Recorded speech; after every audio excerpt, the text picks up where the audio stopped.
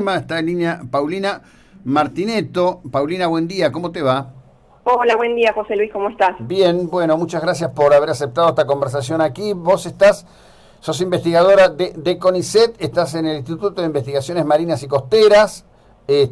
Nos llamó mucho la atención un artículo tuyo bajo el título Mucho más que peces que nos brinda el mar argentino. Y me gustaría un poquito que nos ilustres al respecto de esto en un momento que la cuestión de los océanos, de los mares y la riqueza ictícola en general está en el centro de la escena como una cuestión global, ¿no? Sí, exactamente. Bueno, mira, el trabajo surgió, es un trabajo colectivo de muchos investigadores, del CONICET, del INIDEP, también participaron algunas ONG ambientalistas, de Fundación Vida Silvestre, por ejemplo. Todos estos investigadores, todos tenemos digamos, la misma preocupación, que es tratar de conservar los océanos, y cada uno de ellos seguramente tiene un punto de vista diferente. Los de conservación tienen un punto de vista más pensando en la conservación intangible de los océanos. También está la gente que maneja los recursos pesqueros, donde, bueno, tiene otras preocupaciones que tienen que ver con puestos de trabajo, con alimentación, pero en definitiva a todos nos preocupa lo mismo, que es tratar de salvar los océanos. Y este grupo de investigadores, que lleva hace muchos años investigando cuáles son las áreas como más productivas del océano, han identificado estas áreas que se llaman frentes, que son las áreas donde mayor fitoplancton hay en el océano, como unas áreas que pueden ser las proveedoras de muchos servicios, y que si nosotros perdiéramos esas áreas, en realidad estamos perdiendo mucho más que peces, porque el mar no solamente nos ofrece la pesca, sino también que es el mayor filtro de dióxido de carbono, por ejemplo, que es uno de los gases más importantes de efecto invernadero, y también sustenta muchas otras especies que no son comestibles, pero que pueden ser especies carismáticas, como desde elefantes marinos hasta albatros, que pueden ser observados por su belleza y en prácticas de ecoturismo, por ejemplo, en la península de Valdés.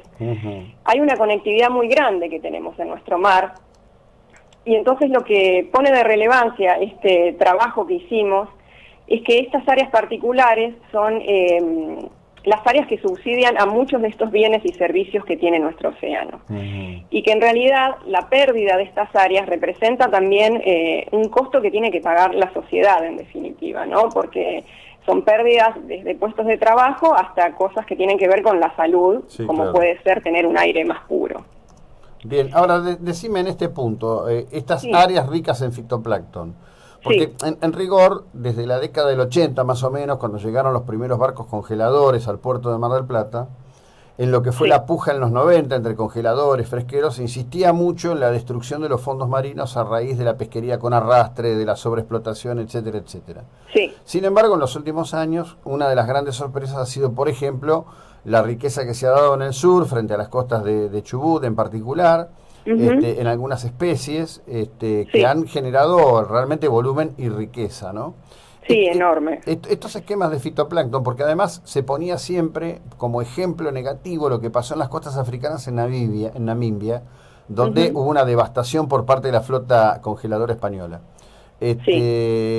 Evidentemente hay un dato diferencial en lo que es la riqueza de fitoplancton, tal como vos pones el acento, sobre la costa del Atlántico en el talud continental argentino, ¿no? Exacto.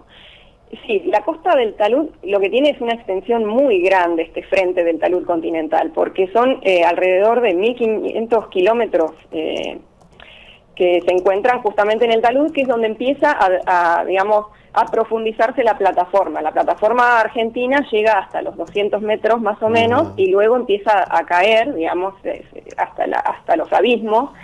Y esa área es donde se produce un frente marino entre la corriente que sube desde Malvinas y las aguas de plataforma. Esas son las áreas muy ricas. Después hay muchos otros frentes más pequeños y que a lo mejor son estacionales, que son más costeros. Por ejemplo, frente a Península de Valdés hay uno.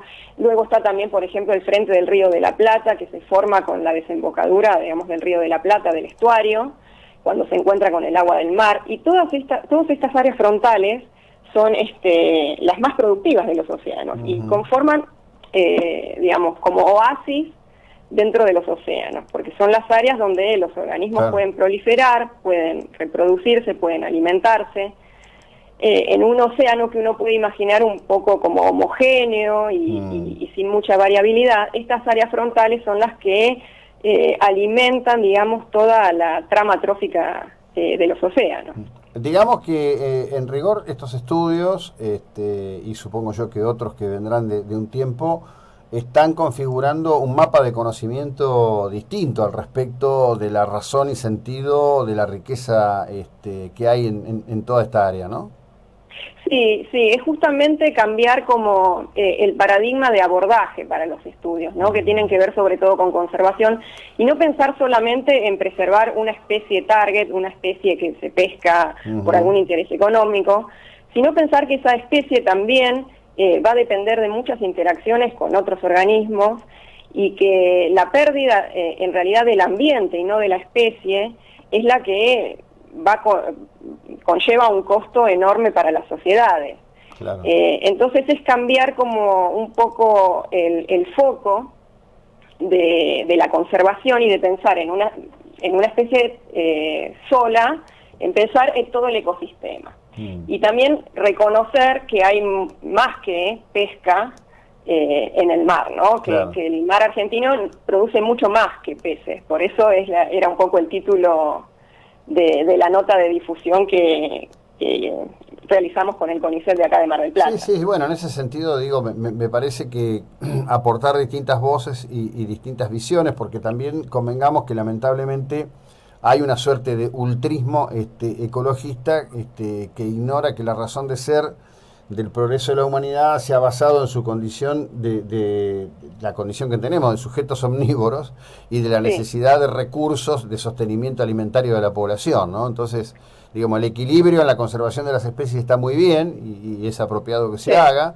el respeto a determinadas especies que inclusive tienen una vinculación, estoy pensando en los delfínidos y demás, pero que hay una cuestión central, ¿no? Que es la sobrevivencia de la especie a la que nosotros pertenecemos. Así que la verdad que me parece un enfoque interesantísimo de conocimiento, por otra parte. Sí, exactamente. Además que, bueno, este enfoque que se llama enfoque de servicios ecosistémicos, surge a partir de que la mayoría de las metodologías que se han implementado a lo largo de muchas décadas de conservación, que van desde la conservación de un recurso, de una especie sola, o las áreas intangibles que directamente no se pueden tocar. Bueno, ambas han fallado porque ninguna considera todas las voces. Entonces, el poder considerar todas las voces y ponernos de acuerdo y entender que se deben preservar los ecosistemas por múltiples razones y no solamente por una, es, digamos, el camino para poder realizar un manejo de los ecosistemas que sea sustentable a largo plazo, que sea, digamos, ecológicamente posible y socialmente aceptado. Claro. Esas son, digamos, las pautas generales y se necesita de consenso, de mucho diálogo. Por eso nosotros cuando realizamos este trabajo decidimos también convocar a personas que incluso no están dentro del ámbito académico, ¿no? Porque si no, lo que suele ocurrir en estos trabajos es que queda solamente dentro del ámbito académico y no trasciende a la sociedad. Entonces, una manera también de incluir otras voces era, bueno, realizamos un taller ya hace unos 3 años, cuando empezamos con este proyecto, con investigadores de muchas ramas, pero también con personas que tienen que ver con el manejo de los recursos, también con las ONG que tienen su punto de vista también de conservación y de preservación. Y fue la verdad que muy interesante, muy enriquecedor y bueno, y todos aprendimos de todos, en definitiva. Sí, bueno, de eso se trata, digamos, generar marcos de diálogo, no creerse dueño de verdad algunas, sobre todo, digo, en esta cuestión donde insisto, ¿no?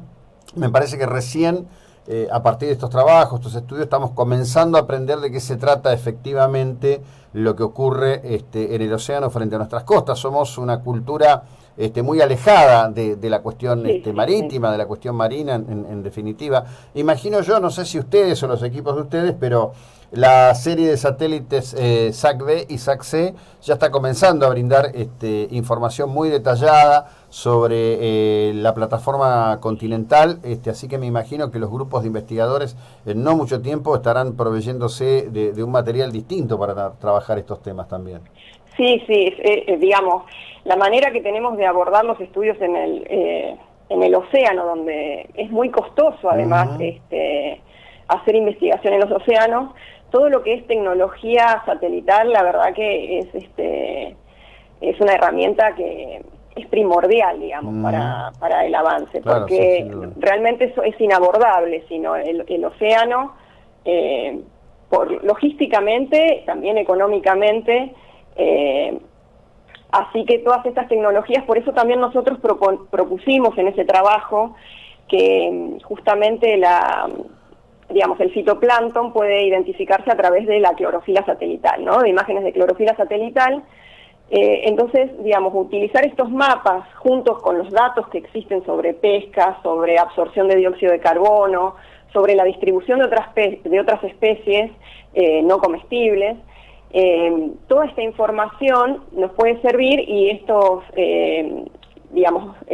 insumos satelitales pueden servir como indicadores de dónde se están produciendo mayormente esos servicios ecosistémicos que mejoran el bienestar del ser humano, en definitiva. Bueno, es buenísimo esto.